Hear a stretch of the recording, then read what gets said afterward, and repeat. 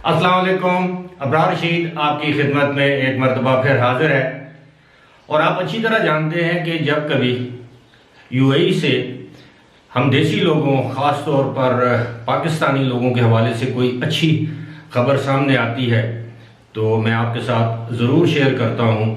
और ख़ास तौर पर जब इंसानी हमदर्दी के हवाले से कोई खबर हो या ईमानदारी और दयानतदारी के हवाले से कोई खबर हो तो ऑब्वियसली अच्छा लगता है। तलब किसी भी शख्स का किसी भी मुल्क से हो, जब कोई अच्छा काम करता है तो उसकी पजीराई होनी चाहिए।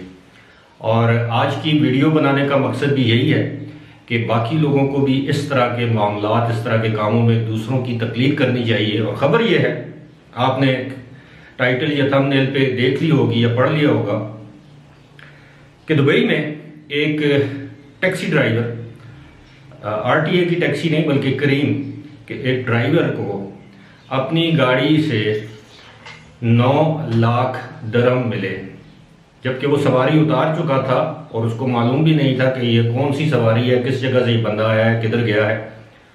और ना ही मुसाफिर या सवारी को पता था कि इस टैक्सी या करीम का नंबर क्या है।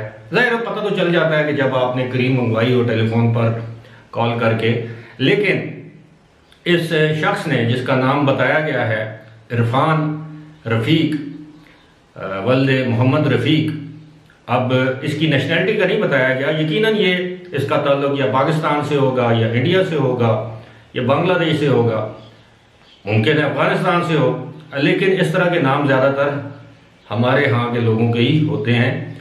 और जो इसकी तस्वीर मैंने देखी है, अगरचे इसने मास्क पहना हुआ है, उसमें भी लगता है कि ये देसी है। चले जहाँ का भी है, इसने 9 लाख दरहम पर दुबई में पुलिस स्टेशन में जाकर पहुंचाए और कहा, पुलिस वालों को बताया कि उसकी गाड़ी में कोई शख्स ये इतनी बड़ी रकम छोड़ गया है, आपके पास उसकी तरह की कोई इतला है, पुलिस के पास कोई रकम गुमशुदगी की, तो ये उस शख्स को दे दें। अगरचे वो रकम उसके असल मालिक तक पहुंचा दी गई। जब उसकी शनाख्त की गई, उससे पूछा गया कि किस कलर का बैग था, कितनी रकम थी, तो जाहिर है जिस बंदे की रकम गुम हो गई हो उसने पहले ही पुलिस को इतला कर दी थी। लेकिन उसकी इस ईमानदारी और दयानतदारी के एतराफ़ में बर दुबई पुलिस के जो इंचार्ज हैं, डायरेक्टर, उन्होंने इस शख्स को एक तारीफ़ी सनद दी। और अब ये सोशल मीडिया पर इसकी ये खबर काफ़ी हद तक वायरल है, बल्कि यूएई के तमाम छोटे बड़े अखबारात ने इस खबर को नुमाया तौर पर शाया किया है, जो कि एक अच्छी बात है। आपको याद होगा गुज़श्ता साल भी एक पाकिस्तानी नूर खान ने, जिसका नाम नूर खान था, उसकी गाड़ी से भी इसी तरह 2,50,000 दरम मिले और उसने भी नाइफ पुलिस स्टेशन में ये रकम पहुंचाकर तारीफी सनद हासिल की। आपको ये भी याद होगा कि गुज़श्ता हफ्ते ही मैंने आपके साथ एक खबर शेयर की थी वीडियो बनाकर कि 2020 में यूएई में और ख़ास तौर पर दुबई में जो बेस्ट ड्राइवर्स थे वो पाकिस्तानी थे। यानी बेस्ट ड्राइवर्स का जो खिताब मिला है वो पाकिस्तानियों को मिला है। यानी तमाम कम्युनिटीज़ में पाकिस्तानी ड्राइवर्स जो थे वो ज़्यादा ज़िम्मेदार और बेहतरीन ड्राइवर्स करार पाए।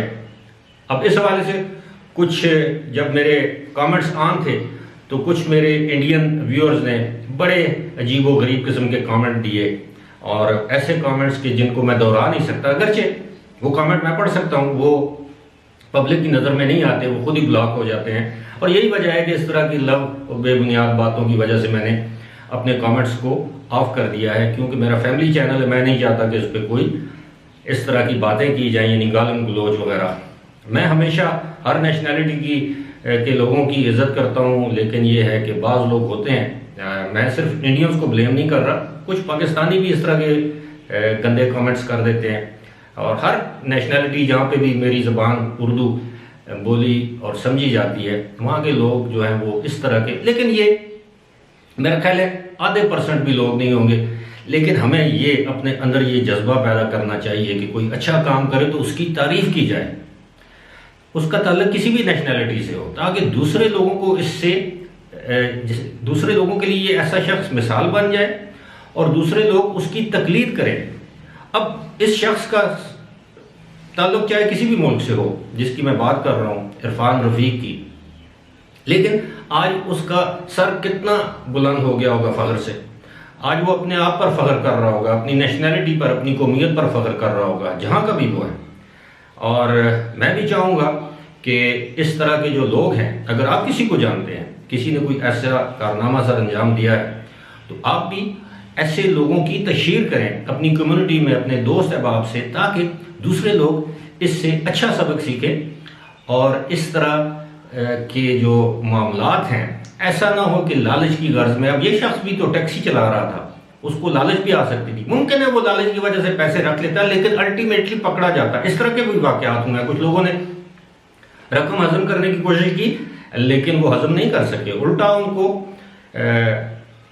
तारीफी असनाद देने के बजाय रुसवाई उनके हिस्से में आई, उनको कैद और जुर्माने की सजा सहना पड़ी। लिहाजा मेरी आप सब लोगों से यही दरख्वास्त होगी, जहाँ पर भी आप हैं, ईमानदारी दयानतदारी से आप अपना काम निभाएं, और इस तरह का कोई लूज मोमेंट, कोई कमज़ोर लम्हा आपकी ज़िंदगी में आता है, तो कोशिश करें आप उसको रजिस्ट करें और अपना और अपने मुल्क का नाम और वकार बुलंद करें। फ़िलहाल इसी के साथ मुझे दीजिए इजाज़त। खुदा हाफिज़।